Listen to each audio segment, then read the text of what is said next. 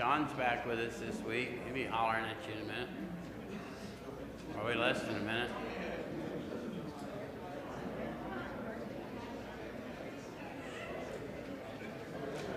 What time does 7 o'clock meeting start?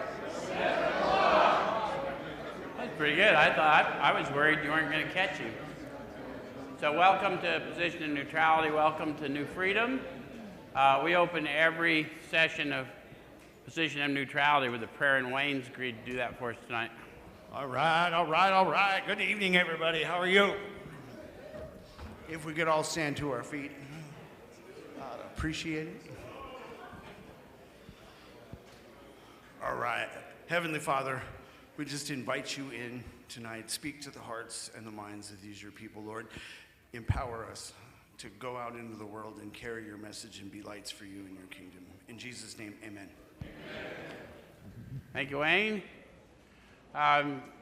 Just some quick notes. Next week, Denise and I are in Chicago. So if y'all show up, Wayne is going to lead you through step one. He'd appreciate your support.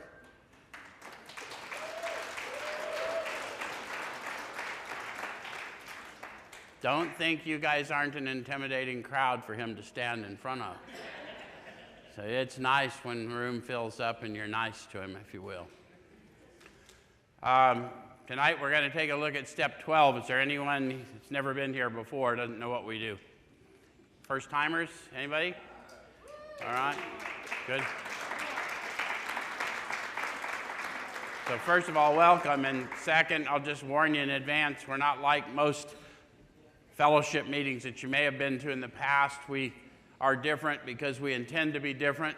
What we do is we take a look at the suggested instruction for a step or so a week directly out of this book, and we use this book in 12-step recovery. Why? The process described by the authors, this book's been proven to work for addicts of the hopeless variety, addicts to alcohol and other substances. So what we do is exactly like they describe in their foreword, show others precisely how we recovered is the main purpose of the book. I do that by showing you how I find my experience in the book and encouraging you to have your experience with the book. Does it make sense?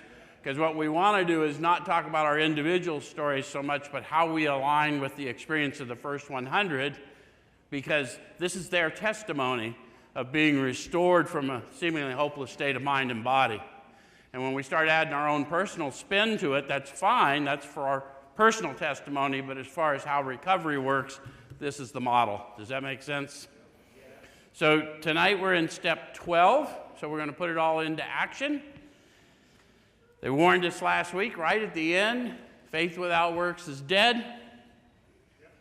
And so then they lead us right into being the hands and feet of this power that we've discovered within us. You thought I was going to say God, didn't you? When I say God, you say? All right, so we're in chapter 7, Working with Others is what it's entitled. And they start out with a bunch of promises and conditions. Let's break down a little bit for you and see if you can identify some of them. It says practical experience shows that nothing will so much ensure immunity from drinking as intensive work with other alcoholics. It works when other activities fail. How many of you can hear some promise in that? What's the promise? Other activities will fail. Anybody hear any brighter promises than that? That's nonetheless a promise, but they also told us that intensive work with other alcoholics ensures immunity. Right. And then they promised us something else, which is something of a warning. It works when other activities fail, not if they fail. Right. So I think we got to call to people's attention, if you're not intending to serve, why go through all the trouble of arming yourself with the facts about yourself? If you said you turned your life and your will over to the care of this power, then why are you not serving this power? And the service of this power requires intimate interaction with his people who need his restoration. Does that make sense? Okay. So then it says this is our 12th suggestion, and then the 12th suggestion follows. carry this message to other alcoholics. So carry what message? Rarely have we seen a person fail who has thoroughly followed our path. You agree with him? Yep, and they summed it all up in two things. Nothing so much ensures immunity as intensive work with other alcoholics. It works when other activities fail. If you're not going to carry any other message, carry the message of why you're endeavoring to help them. Does it make sense? And who it is that sent you. They're going to know. Then it says, you can secure their confidence when others fail. Why? I've been where they've been. I've felt how they feel. I'm not talking to them about theories, and I'm not talking to them about advanced degrees that taught me about the nature of addictive disorder. My advanced degrees came from behind dumpsters. When I could find them. Okay, so you can help when no one else can. You can secure their confidence when others fail. Remember, they're very ill. Why are they cautioning me about that? Yeah, we assume they have the same cognitive abilities as the general population. In active addiction, none of us have the same cognitive ability. That's why treatment approaches don't work. Nothing about me in active addiction makes any sense. There's nothing you can say to me logically that's going to register with me. Because all I'm thinking about is how I'm going to go back and get what I need. All right, so life will take on new meaning. Now they've got some promise for us. How many of you found as you came into your recovery journey, you met some people that seemed to understand, you started to feel a little better about your opportunities, life did start to take on new meaning. Those are 12-step promises. How many of you have been through the step process, blessed with a spiritual awakening and endeavoring to help others? A good percentage of you. How about the rest of you? Have any of the rest of you even considered maybe asking someone to help you with the process? Because as soon as you've done that, you're in step 12. The minute you admit that you could use the help of another, you're in step 12. Does that make sense? The all-inclusive nature of the steps. All right, so to watch people recover, to see them help others, to watch loneliness vanish, to see a fellowship grow up about you, to have a host of friends, this is an experience you must not miss. So they told us everything we were going to see, but then to describe the interaction as an experience you must not miss. Well, do you think they did that by accident, or how many of you have discovered there's more to the experience of redemption than just what we see with these eyes? We know things about them that we couldn't know any other way than the oneness that we share, right? All right, so we know you'll not want to miss it. Frequent contact with newcomers and with each other is the bright spot of our lives. Perhaps you're not acquainted with any drinkers who want to recover. Do you think that's true in Phoenix, Arizona today? We probably know plenty of people who want to recover. We may not think of them as people who want to recover based on their behavior. How many of you have been a person in places of recovery who didn't really want to recover? It's interesting how we hide out. You can easily find some by asking a few doctors, ministers, priests, or hospitals. They'll be only too glad to assist you. Don't start out as an evangelist or a reformer. What are they talking about? Hallelujah, brothers and sisters.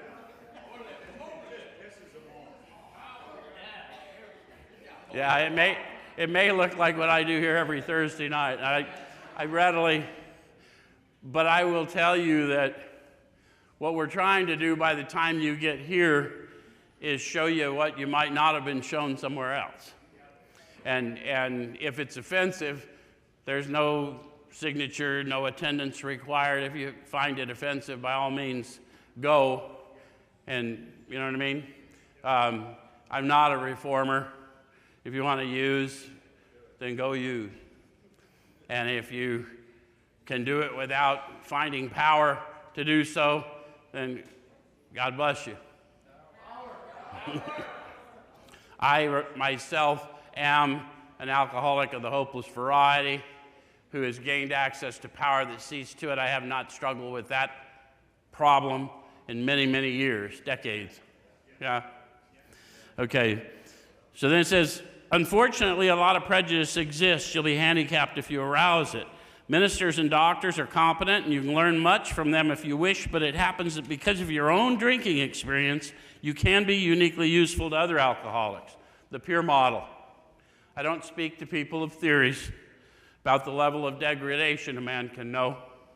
I speak to you personally about the level of degradation a man can know.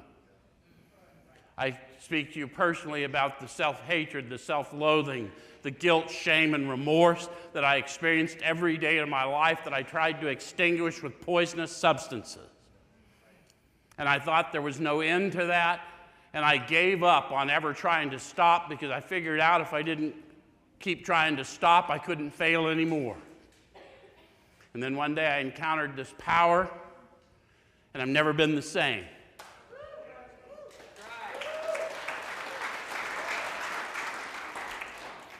And now I can level the playing field with people because of that testimony, not advanced degrees, not worldly power, simply because I've been as low as I could go without dying. So I recognize the desperation of somebody in that deplorable condition and how desperately they want to do better and simply can't do better. Does it make sense? All right, so cooperate, never criticize. To be helpful is our only aim. When you discover a prospect for Alcoholics Anonymous, find out all you can about them. How do I do that? Yeah, learn to ask questions that are not answered quickly with one word. Where's my counselors in the room, or would-be counselors? We learn to ask open-ended questions, don't we? Because if I'm giving you all the answers, I'm lying to you. The answers for you are in you. I got no answers for you. But I do have some questions that might empower you to recognize you already know what it is you need to know, and you just need somebody to verify it for you. More importantly, you already are known by who you need to be known by, and you just need someone to verify it for you. So if he does not want to stop drinking, don't waste time trying to persuade him. Any of you ever had anyone try and persuade you that your drinking or drugging was a bad idea? The reason we don't want to do that is, number one, it's ineffective. But more importantly for them, it may spoil a later opportunity. When they're not ready, they're not ready. And that's not a character flaw. It's what mental illness is. Okay, so this advice is given for his family also. They should be patient, realizing they're dealing with a sick person. I'm going to jump from there just because there's a lot to get through, and we're going to meet most of the people we meet most of the time in recovery. Unless you do other things, you're going to meet them in fellowship meetings and maybe in treatment centers and things of that nature. So I'm not going to get into calls from the family and the church group and all that, but some of you may do some of that stuff too. So I want to get to page 91, middle of that page. It says, see your man alone if possible. Now, those of you who are going to meet him in fellowship meetings, that can be difficult to do, can't it? Get in the car. Sean advocates kidnapping them. But the greater point is that in the fellowship meeting, they often get swarmed with a lot of people's opinions about what they ought to do. Have you ever had that happen or watched it happen? And a lot of times we're very confused when we're new about why we're there and if we want to be there, and we're not all that excited to be approached enthusiastically with a lot of people who think they have answers for my life, and they don't even know my name. Does that make sense? So after a while, turn the talk to some phase of drinking. So we're not going to go right to the issue because we don't know what the issue is, right? But after a while, we did meet in a particular place. Tell him enough about your drinking habits, symptoms, and experiences to encourage him to speak of himself. Any fishermen in the room? So you tease them, you reel them, you let them nibble. We do the same thing. We're fishers of men. We're not here to give them any answers. They already know the answer. We're just making them commit. We're going to talk until you're ready to talk. And when you're ready to talk, let them do so. Let me have it. Let me have what you'll give me. Yes? If he wishes to talk, let him do so. You'll thus get a better idea of how you ought to proceed. They're going to tell you in the first few sentences all their prejudice, all the things they absolutely won't do and what they might be willing to do. How many of you have worked with them and know I'm telling you the truth? We're all that way. How many of you have tried to get them to do something they've already told you they weren't willing to do? How'd that work for you? It's like pushing rope up a hill. It might be accomplished, but it seems like a futile effort, right? They're not going to do any more than they already want to do, and what we're going to try and do is lead them in their best interest on a path they've chosen, because they're not going to be able to move into a conscious relation without moving into it consciously. So we're going to keep talking to them, but we're going to talk to them logically, talk to their logical mind. Does that make sense? If he's not communicative, give him a sketch of your drinking career up to the time you quit, but say nothing for the moment of how that was accomplished. Can you talk to somebody about your time in addiction up to the time you stopped? Confidently. That's what the step process is for, is to not be disparaging, just talk about it clinically. I have no attachment to that man. That man died in that state, right? And this new man, I'm just telling you about this man. I should be able to do that dispassionately, but so they can relate. Does that make sense? And I don't tell them how that was accomplished. Why? Because if the truth were told, I have no earthly idea how that was accomplished. Anybody here? Anyone like me? Used every day no matter what? Got arrested, got thrown down, got overdosed, tied up, came to out of a coma. Any of you? Who am I talking to? Where's my peeps? Then one day, pow, that never happened again. Now, what in that says what Joe did to do that? It's above my pay grade to talk about how that was accomplished. I can tell you all about who accomplished it. Does that make sense? And that's my job, but I'm going to need him to ask me before I hit him with that kind of power. All right, so if he's in a serious mood, dwell on the troubles liquor has caused you, being careful not to moralize or lecture. What's that mean? We got to be careful. We sometimes are more comfortable talking about ourselves in disparaging terms because somehow we feel it's more humble. It's not, because the person hearing us can only hear us describing them. So when I say things like I was a piece of crap and I was this and I was that, they're sitting there thinking, you mean like me? And I'm not telling you that as a theory, I'm telling you personal experience. So I need people to know their identity when they approach who you are and whose you are, so that when you start talking to them and how bad they feel about where they've found themselves, understand that at your best and at your worst, you're a child of the living God. And the fact is demonstrated by right where you are in the pit of your disorder. He sent me here to meet you and lift you up. Yes? So if his mood is light, tell him humorous stories of your escapades and get him to tell some of his. How many of you got some funny stories about being out there racked? Yeah, if it was all not fun, we wouldn't have stayed at it so long, huh? We still got some funny stories, don't we? But how many of you came in and were really tore up and everyone else was giggling and there was nothing funny? And pretty soon you're pretty sure they're laughing at you. So we got to be sensitive to what's up, right? Be sensitive to what's going on in your spirit so you know what's going on with them. All right, so get him to tell some of his. When he sees you know all about the drinking game, commence to describe yourself as an alcoholic. Tell him how baffled you were and how you finally learned that you were sick. So how did you finally learn that you were sick? And are some of you still learning that? I sit in a lot of recovery rooms, people years and years and years in recovery, they never have conceded that they were in the grip of an illness. They thought it was always a matter of choice, and they still talk that way. And it's fine if that's what you want to believe, but that tells me you don't believe in mental illness.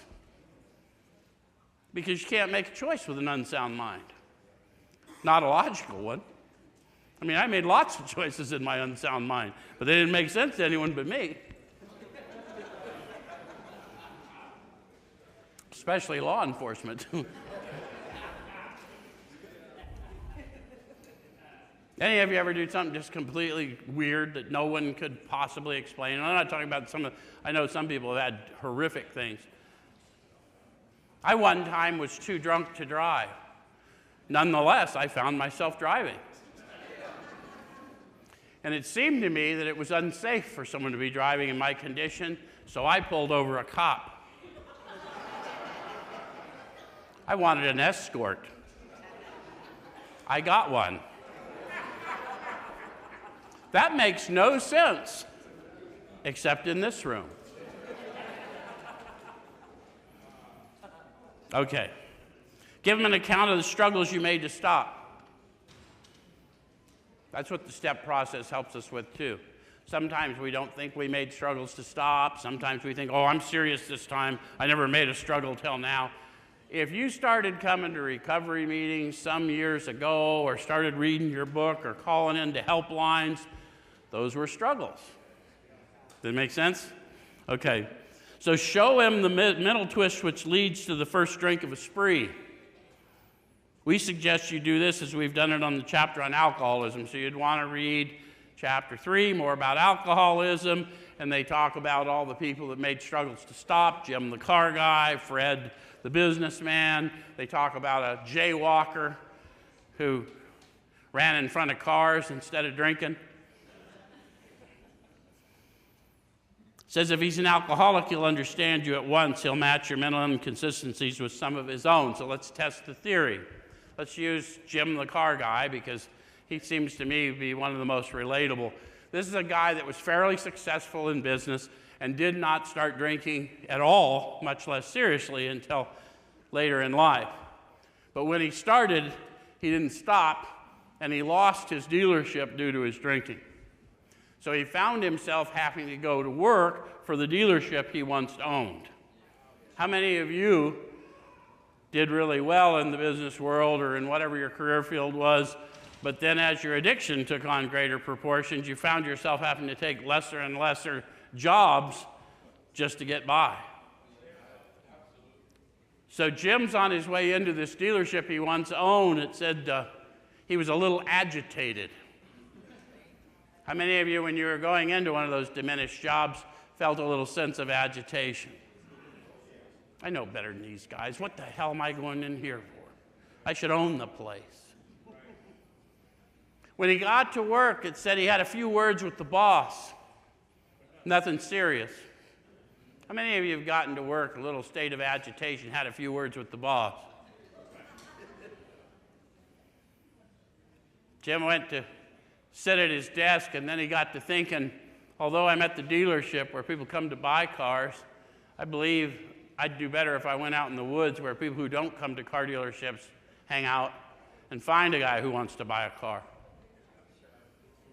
Any of you ever been right where you were supposed to be but didn't feel right, so you thought if you were somewhere else it'd feel better? So on his way out to these woods where car buyers who don't go to dealerships hang out, Jim passed a roadside place. Oh, by the way, they have a bar. But that didn't trouble him because he did not pick up no matter what. But he was going to go in and have a sandwich and a glass of milk.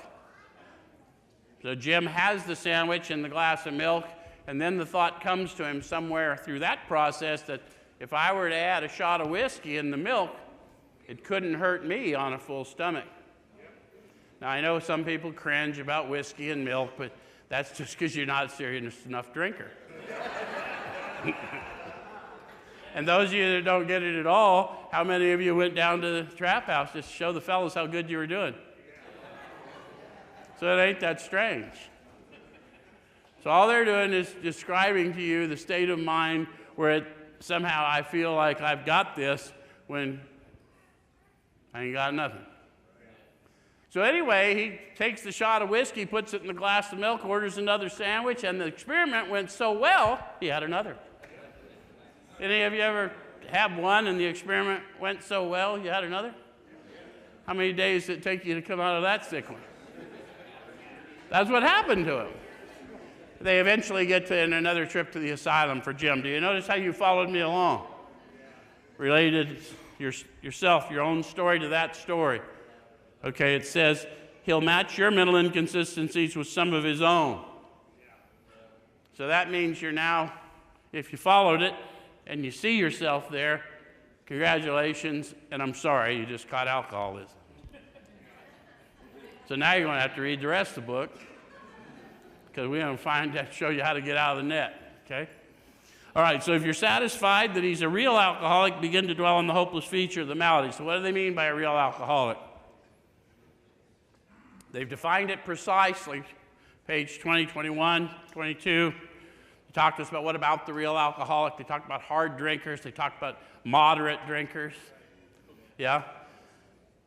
They say the real alcoholic's a real Dr. Jekyll and Mr. Hyde. Any of you experience a personality change when you use drugs or drink? It says seldom mildly intoxicated, always more or less insanely drunk. Now we always paint a picture of insanely drunk. We think it's that other guy laying there all with his pants soiled, but no. Any drinkers in the room? You ever drive yourself to the detox and then have a blood alcohol that was in the unhealthy range?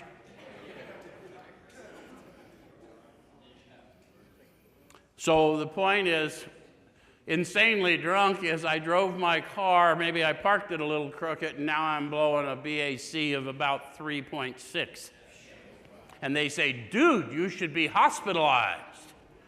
And I say, hence my arrival.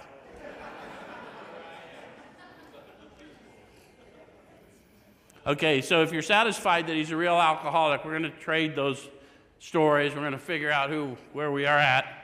And then begin to dwell on the hopeless feature of the malady. That means don't hit them at once with what you know their condition to be, but begin to dwell on the hopelessness of your own condition and the struggle you went through from the time you first got introduced to it. What do we got going on here?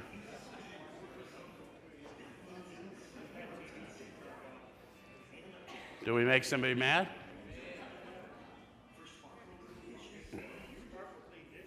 All right. So show him from your own experience how the queer mental condition surrounding that first drink prevents normal functioning of the willpower. They're just talking about some clean time you might have had, and then for some silly excuse, all of a sudden you were not that anymore. Any of you have those stories? Maybe the people you're hanging with, you're like, oh, I can go do that. I can go shoot pool. I can work in a bar. And I'm not saying you can't do any of that. By all means, do it if you're feeling safe. What I am saying is when I'm not spiritually fit and I hear people say, man, what a tough day, I'm going to go out and have a few, let off some steam. My mind says, I had a tough day. Why can't I go have a few and let off some steam? Any of you ever fall victim to that? Why couldn't you do it? I can tell you why I couldn't do it. Because those guys went home and I went and lived under a bush. That's why I can't do it. When I can find a good Oleander. Sometimes it's a bougainvillea and you wake up cut to hell. Okay. Don't at this stage refer to this book unless he has seen it and wishes to discuss it. And be careful not to brand him as an alcoholic. Why?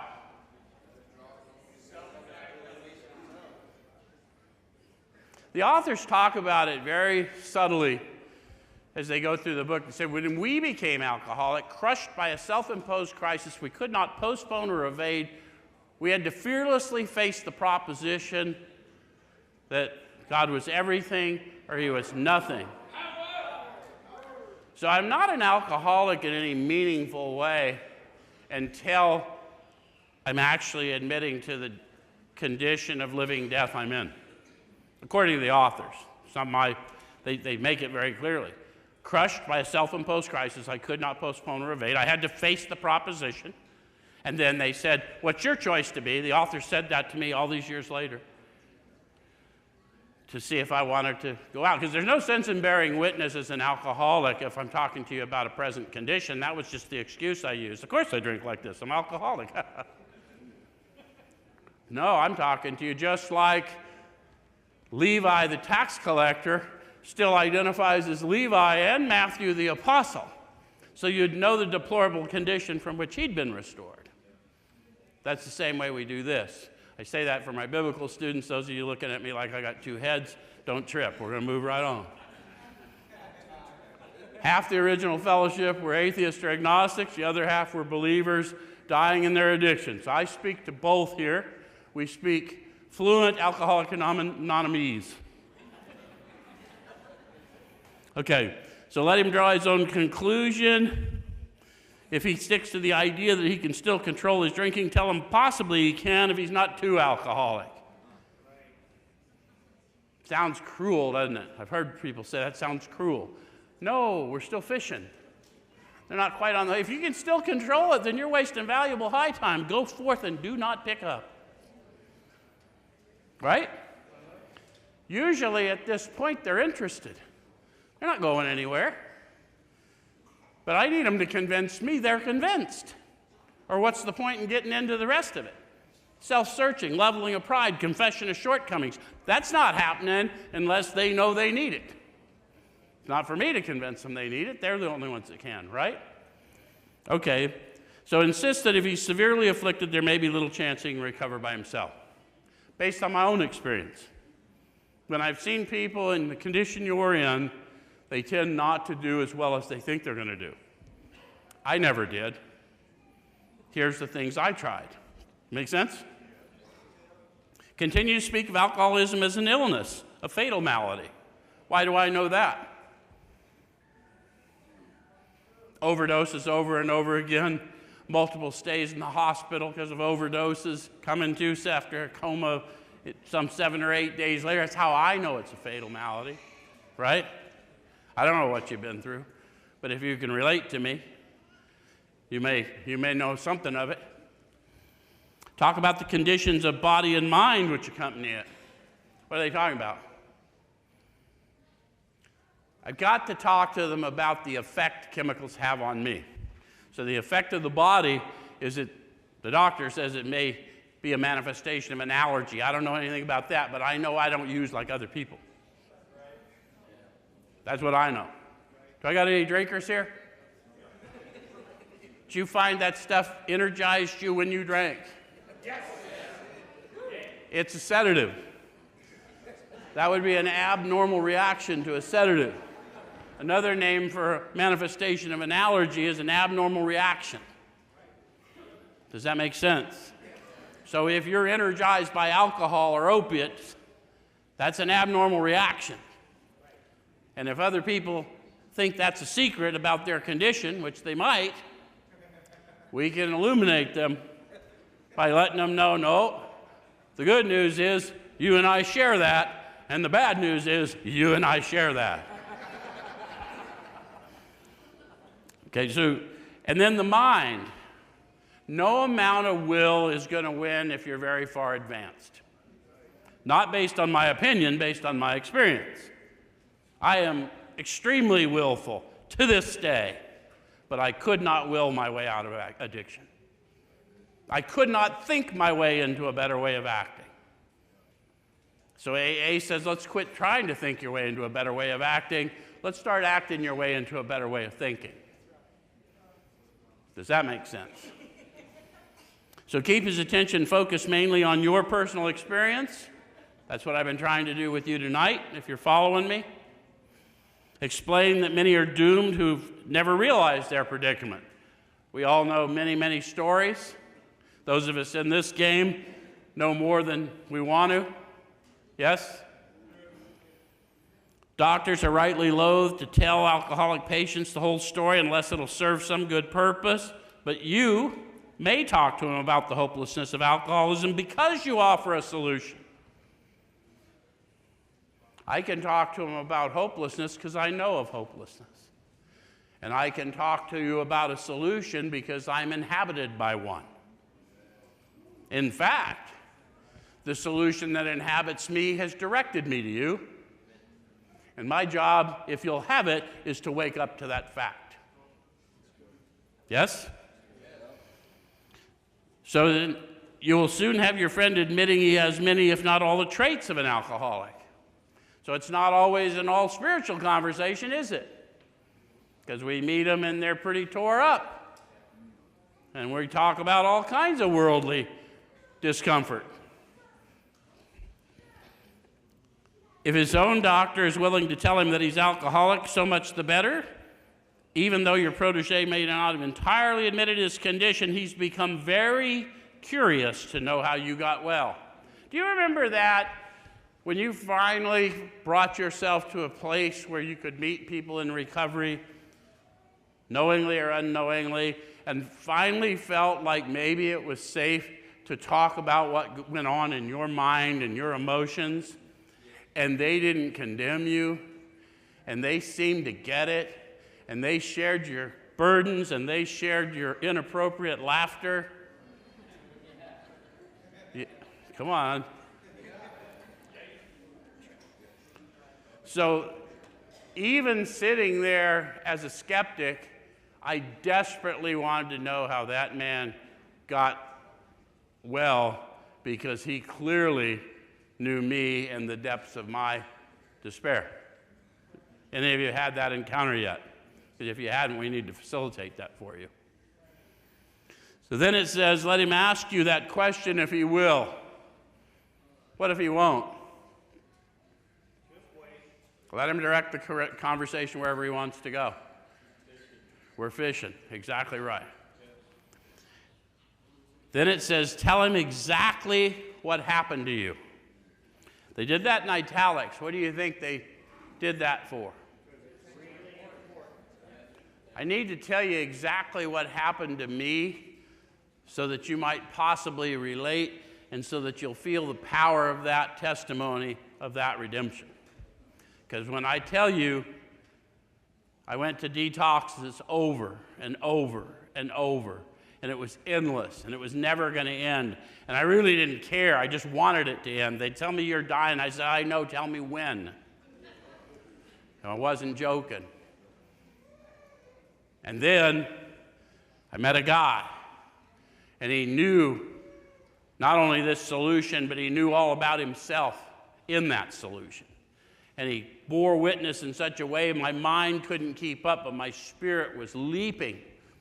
And I knew if that man could tell me what he was telling me, that I'd never be the same. And I asked him to, and he did, and I haven't. It's been a lot of years ago. Talked to you a little bit about him a few weeks ago. I told you, I asked him if he ever went back to that detox where he found me. Just many months later, he said, "Oh, I've never been back there. I've never seen the guy that asked me to go again. God sent me there for you, Joe." Yeah. And so exactly what happened to me is I was laying there dead with not enough sense to stay dead, and someone came and spoke life into me, and it changed me forever. And now I do everything within my power to tell everyone within the sound of my voice that it's possible for you what happened for me, because you wouldn't be here if it were not. Because we're not in some divine accident. We are absolutely in divine intention here. Does that make sense? Okay, so stretch the spiritual feature freely. If the man be agnostic or atheist, make it emphatic he does not have to agree with your conception of God. Why does he not need to agree? God's not a conception. What I want to focus him on is the experience anyway. He'll come in his own relationship once he understands the experience and starts walking and serving. So we're not going to argue theologies and mysticism, and don't need to. We're just going to talk about what's happening within him in the moment of our interaction, yes? And if it doesn't happen then, it'll happen sometime in the step process. You will awaken in the step process. That's why the 12 steps says, having had a spiritual awakening as the result of these steps. Doesn't say having been struck sober as the result of these steps. No, my spirit's awakened, which is the goal. Does that make sense? So he can choose any conception he likes, provided it makes sense to him. So if they want to be silly, but it should make sense. You're not moving towards conscious relation if it doesn't make sense to you. And if I can't explain it well enough, either I don't understand it well enough or you just can't hear. And that's fine too.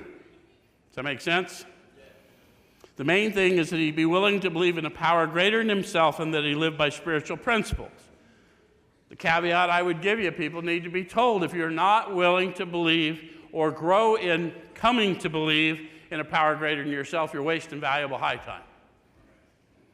At a minimum, methamphetamine, heroin, cocaine, alcohol is a power greater than me, or I wouldn't be here. And if you'll start there, we're good. And if you're not, if this is just, I got this, I can quit anytime I want, then go forth and multiply.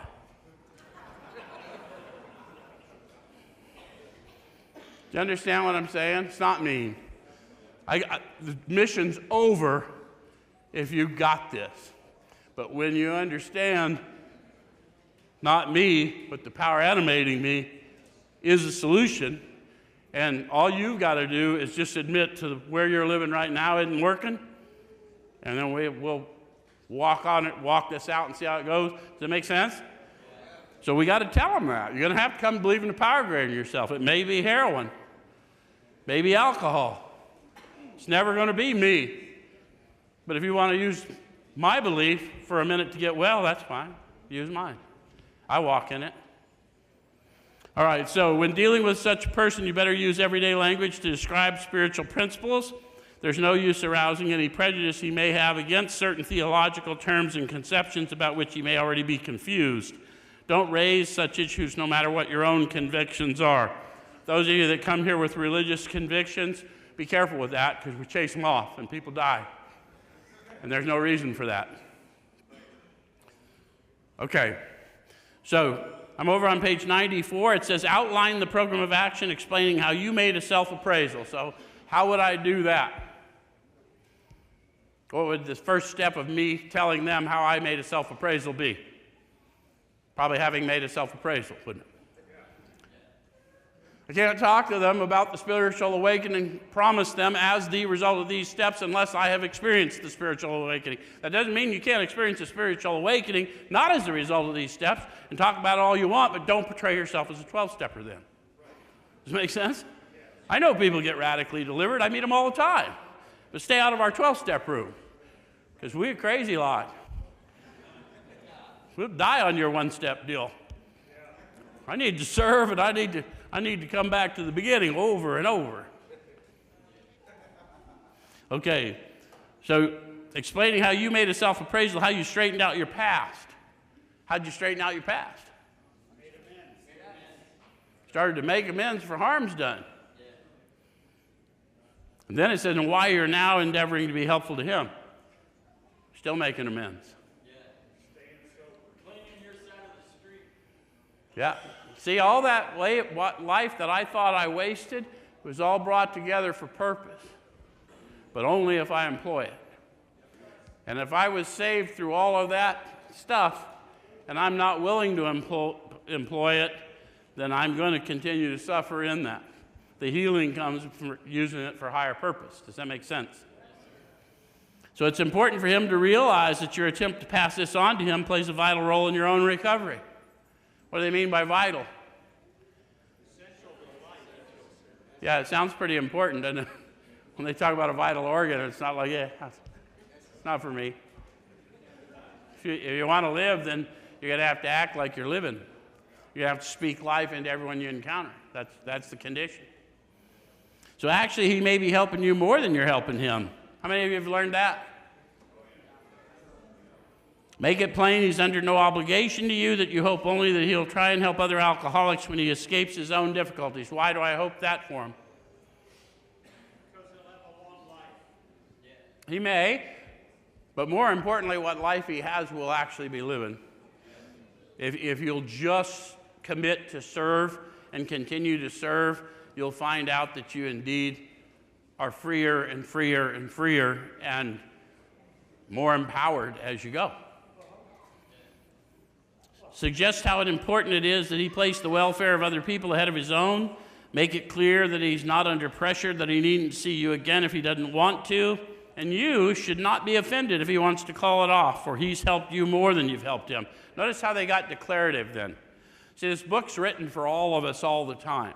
It's not written for you, it's written for me, but if I do what it says, it won't bother me so much what you do. But if you find yourself here at all like me, you want to read your own book. Because you're going to find, if you work with enough people, eventually someone's going to say, hey, I got another sponsor. You know, you son of a bitch. You couldn't have told me that before I wasted the last 6 weekends with you? But my spiritual awakening was he was never dependent on me at all. And the idea that I'm dependent on my own ego is not a good thing for a guy like me. So thank you for showing me that, you prick. Okay, so if your talk has been sane, quiet, and full of human understanding, you've perhaps made a friend. Maybe you've disturbed him about the question of alcoholism. This is all to the good. The more hopeless he feels, the better. He'll be more likely to follow your suggestions. It says your candidate may give reasons why he need not follow all the program. Have you ever had that happen?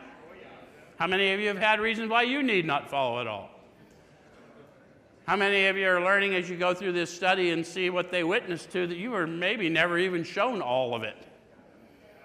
You can hang out in our fellowships for years and never be shown all our manner of living. Because there's a lot of people in our rooms don't know what this manner of living is or where the instructions for it are.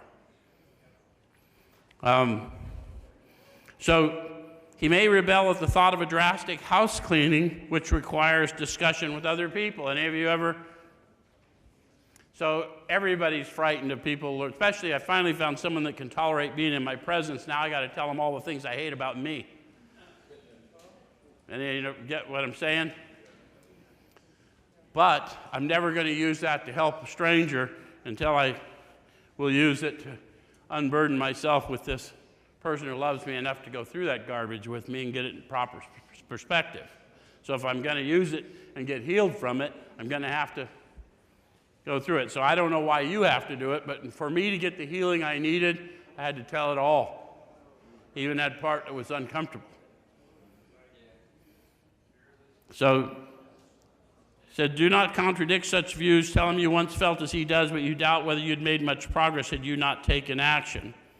On your first visit, tell him about the fellowship of Alcoholics Anonymous. They were careful in those days to direct your attention to the fellowship as opposed to the book. The fellowship was named after the book, not the other way around. So when they go to the attention of saying, tell them about the fellowship, we're not getting you in the book yet. We're going to get you in the book when you and I can get alone, but we want you to see we're not a glum lot. But the fellowship is not the program. And we teach people that, oh, I'm in the program, and I don't know what the hell that means. Because if you're not in this book, you're not in the program. Does it make sense? So if he shows interest, lend him a copy of this book. Anyone ever lend you a copy of their book? Or hand you a book? How many of you discovered you really couldn't read it? So we're giving it to them so they can have at least an admission of powerlessness over the, because you can't read a book of experience without someone with experience guiding you through it. Just can't. It's unreadable. So unless your friend wants to talk further about himself, do not wear out your welcome. Give him a chance to think it over. If you do stay, let him steer the conversation in any direction he likes. Sometimes a new man is anxious to proceed at once, and you may be tempted to let him do so. This is sometimes a mistake. If he has trouble later, he's likely to say you rushed him. So what we want to do is make it understood that you're going to have to tune into the Spirit, not what they're saying, none of that. I've had people say, you don't go through the steps, you don't get through the steps in a year. Well, I'd have been dead in a year. I'd have been dead in a week. I went through the steps in a day. But the guy that took me through it was in tune to the Spirit. He knew. I couldn't even write, guys. He had to write for me. I shook too bad. My delirium tremens carried on for weeks after I got out of that. You'll be most successful with alcoholics if you do not exhibit any passion for crusade or reform. Never talk down to an alcoholic from any moral or spiritual hilltop. Simply lay out the kit of spiritual tools for his inspection. Show him how they worked with you. Offer him friendship and fellowship. Tell him if he wants to get well, you'll do anything to help. That's the promise we need. How many have told you you never have to feel this way again if you don't want to? How many of you found out you were lied to? You're going to feel worse. But you won't have to feel that way alone. And if you want to get well, I'll walk with you while you do. Right? That's a promise that good Lord willing I can keep. All right. So if he's not interested in your solution, if he expects you to act only as a banker or for his financial difficulties or a nurse for his sprees, you may have to drop him until he changes his mind. This he may do after he gets hurt some more. So don't assume you've failed when you've carried a message. Sometimes, there's a time to sow and a time to reap, and you just don't know. They hear what they hear. And you know what I know from being in the rooms and then not being in the rooms and sitting behind a dumpster? I still could recite, rarely have we seen a person fail. So you just never know. All right, so I'm going to jump from there because we're going to run out of time. 96 says, do not be discouraged if your prospect does not respond at once. That's to you that are starting the 12-step journey. A lot of people try once and then they don't do it anymore. Oh, none of mine ever get past. Dude, it doesn't matter what they do or don't do. It matters that you stuck out your hand. You're going to grow if you'll stick out your hand. If you'll hear them and feel them and attempt to show them. Right? All right, so search out another alcoholic and try again. You're sure to find someone desperate enough to accept with eagerness what you offer. One way to tell is see how eager they appear to be. Why do you think people started saying, call me, knowing that 90% of you are never going to call? It doesn't matter that you call, but you're showing that you have some curiosity, right? We find it a waste of time to keep chasing a man who cannot or will not work with you. If you leave such a person alone, he may soon become convinced that he cannot recover by himself. You ever had someone telling you what you needed to do for one of your new ones? And you're going, no, he's doing everything he needs to do. The authors say we learned that we had to fully concede to our innermost self. That learning process is difficult, but I cannot deprive them of the experience they need. Doesn't matter. Just because I'm afraid of their experience because I know mine doesn't mean I get to deprive them of theirs. Because they're being prepared for testimony just like I was. And they'll be all right. You can still pray for them. Pray with them. Whatever. To spend too much time on any one situation is to deny some other alcoholic an opportunity to live and be happy. One of our fellowship failed entirely with his first half dozen prospects. He often says that if he'd continued to work on them, he might have deprived many others who have since recovered of their chance. You know who they're talking about? Bill. Sean says Bill Wilson, and he's correct. Bill Wilson is the author of most of this book. Of course, the first 100 authored it with him. But he got discouraged after the first 6 prospects, and then he went to Ohio and he met Bob, and he got more encouraged again. And so every one of us sitting here today, all these years later, would have been deprived had he egoically clung to the first 6. See? Yeah, some of you are feeling that. Who's feeling that? Yeah, that's the power. That's why we don't want to do it, because this is all prophetic. This is all looking what's coming. Okay, so I want to jump over to 97. It says, never avoid these responsibilities. They talked about housing them, giving them money, doing those types of things. But be sure you're doing the right thing if you assume them. How do I make sure I'm doing the right thing? God will tell you. Yeah, by now I'm in prayer and meditation, hopefully on a more regular basis as I go through my day. So I know what they need, not necessarily what they want, what they need. Yes? Helping others is the foundation stone of your recovery. Now they're speaking directly to me, perhaps to you. Do I want a recovery that has a foundation of anything less than stone? I do not. So that's how seriously I have to take your life, because your life's been placed in my hands for a moment to access this solution that inhabits us both. Yes? A kindly act once in a while isn't enough. Was a kindly hit once in a while ever enough? No. Had to get a lot of it, right? Often. You have to act a good Samaritan every day if need be. It may mean the loss of many nights' sleep, great interference with your pleasures, interruptions to your business. It may mean sharing your money in your home, counseling frantic wives and relatives, innumerable trips to police courts, sanitariums, hospitals, jails, and asylums. Your telephone may jangle at any time of the day or night. Your wife may sometimes say she's neglected, because you neglected her. A drunk may smash the furniture in your home or burn a mattress. You may have to fight with him if he's violent. Sometimes you'll have to call a doctor or administer sedatives under his direction. Another time you may have to send for the police or an ambulance. Occasionally you'll have to meet such conditions. How many of you had people that came to you when you were in that condition? Any of you have come see you at the jails and the hospitals? So what we're doing in step 12 is really a 9th step continuation. I'm going back and paying the never-ending debt of all the people, the nameless people that came and did that for me when I couldn't receive it. Does that make sense? I was told that was the 12-step promises. But the guy that told me that was kind of a jerk, so just... But it does tell you a little bit about your job, right? Okay, I'm going to jump over to page 98, because last week I told you it was time to grow in understanding and effectiveness, and then I told you by this week I'd tell you where the authors tell us what it is. We kind of talked about growing in understanding, but we really didn't talk about effectiveness, at what, and that kind of thing. So the authors are going to tell us now, okay? So I'm on page 98, first paragraph. It's not the matter of giving that's in question, but when and how to give. So that's what I'm going to grow in effectiveness at taking my direction. Power, peace, happiness, sense of direction. And I need to know when and how. Yes? So I'm not giving in a way that's going to be detrimental.